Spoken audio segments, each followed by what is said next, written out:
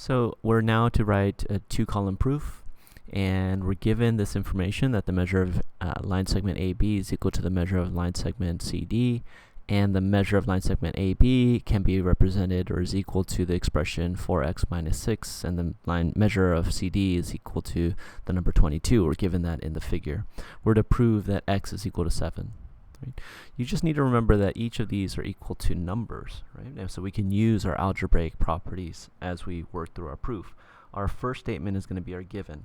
So I'm going to go ahead and do that all in one line. I'm going to say AB is equal to CD, measure of AB is equal to measure of CD. And I'm going to do measure of AB is equal to 4x minus 6. And then I'm going to say measure of CD is equal to 22. All right, so I'm going to do that all in one line, and I'm going to say the reason is given. All right, so now what can I do? Right? Well, now I can go ahead and substitute 4x minus 6 in the place of AB. I can also substitute in 22 in the place of CD. So I'm going to go ahead and say 4x minus 6 is equal to 22, and my reason is substitution. Right? So I'm just going to go ahead and write sub instead of doing subprop, subprop, subprop. What do I going to do now? Now I'm going to add. I need to move my negative 6 to the other side, so I got to add 6 to both sides of the equal sign. And what lets me do that is my addition property. From there, I'm going to go ahead and do the addition. I'm going to combine the like terms. So I'm going to do 4x is equal to 28. Right? And what lets me do that? It's my substitution property. Yes. And then now I'm going to divide both sides of the equal sign by 4.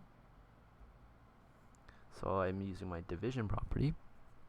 And then I say x is equal to 7, which is the substitution property. Right? So once we go ahead and do the substitution property to say that 4x minus 6 is equal to 22, then the rest of this is all just what we've been doing so far. It's all just the application of the algebraic properties. Right? And so you'll see that this one is also the same, right? But this one we have the measure of these different angles.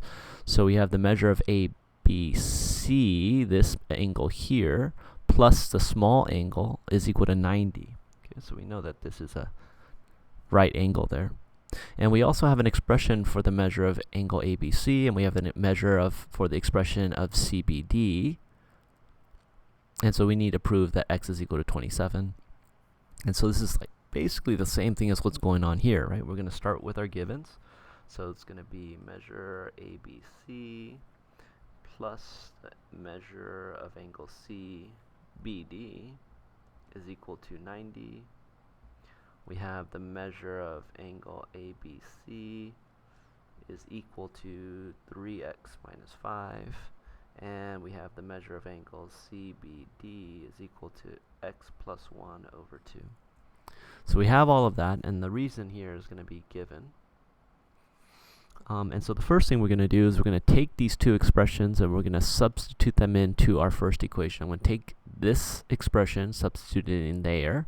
I'm going to take this expression and substitute it in there. So what I get is my 3x minus 5 plus my x plus 1 over 2 is equal to 90. And the reason for this one would be substitution. Now I'm going to add 5 to both sides of the equal sign.